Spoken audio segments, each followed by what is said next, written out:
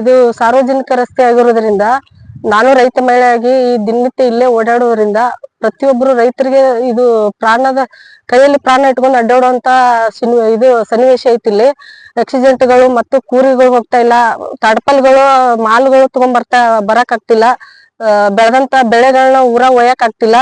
ಕಂಟಿ ತುಂಬಾ ಬೆಳೆದಿರೋದ್ರಿಂದ ಭಯಾನಕವಾಗಿ ಗಾಡಿಗಳು ಇದ್ರಿಗೆ ಬಂದ್ರೆ ಕಾಣ್ತಾ ಇಲ್ಲ. ಅದ್ರಗೋಸ್ಕರ ನಾನು ಪ್ರತಿಯೊಬ್ರು ಗೃಹಲಕ್ಷ್ಮಿ ಯೋಜನೆನ ಎತ್ತು ತಗೊಂಡು ಬೋರ್ ಹಾಕಿಸಿ ಫ್ರಿಡ್ಜ್ ಏನೇನ ತಗೊಂಡು ಬಳಕೆ ಮಾಡಿದ್ದಾರೆ ಇವತ್ತಿನ ಕರ್ನಾಟಕ ರಾಜ್ಯದಲ್ಲಿ ಹೆಣ್ಮಕ್ಳು. ನಾನು ಕೂಡ ಒಂದು ಸಾರ್ವಜನಿಕವಾಗಿ ನನಗೆ ಕೊಟ್ಟಂತ ಗೃಹಲಕ್ಷ್ಮಿ ಯೋಜನೆ ದುಡ್ಡನ್ನ ಸಾರ್ವಜನಿಕವಾಗಿ ರೈತರಿಗಾಗಿ ಇದೊಂದು ರಸ್ತೆ ಕಂಟಿ ತೆಗೆಯುವಂತ ಕಾರ್ಯಕ್ಕೆ ನಾನು ಉಪಯೋಗ ಮಾಡ್ತಾ ಇದ್ದೀನಿ. ಸ್ವಂತ ನಿಮ್ವೇನು ಸ್ವಂತ ಮತ್ ಬೇರೆ ಯಾರು ಇಲ್ಲ, ನಾನೇ ಸ್ವಂತ ಆ ದುಡ್ಡನ್ನ ತಗೊಂಡು ಇದನ್ನ ಖರ್ಚು ಮಾಡಿ ಇದು ಮಾಡ್ತಾ ಇದ್ದೀನಿ. ಎಷ್ಟೇ ಮನವಿ ಕೊಟ್ಟರು ಕೂಡ ಇದನ್ನ ಗೌರ್ಮೆಂಟ್ ದಿಂದ ಕೆಲಸ ಮಾಡ್ತಾ ಇಲ್ಲ. ಅದಕ್ಕಾಗಿ ನಾನೇ ಸ್ವಂತ ಖರ್ಚಿನಿಂದ ರೈತರಿಗಾಗಿ ಸಾರ್ವಜನಿಕರಿಗಾಗಿ ಈ ರಸ್ತೆಯಲ್ಲಿ ಬಂದಂತ ಮುಳ್ಳುಗಳನ್ನ ತೆಗಿಸ್ತಾ ಇದ್ದೀನಿ.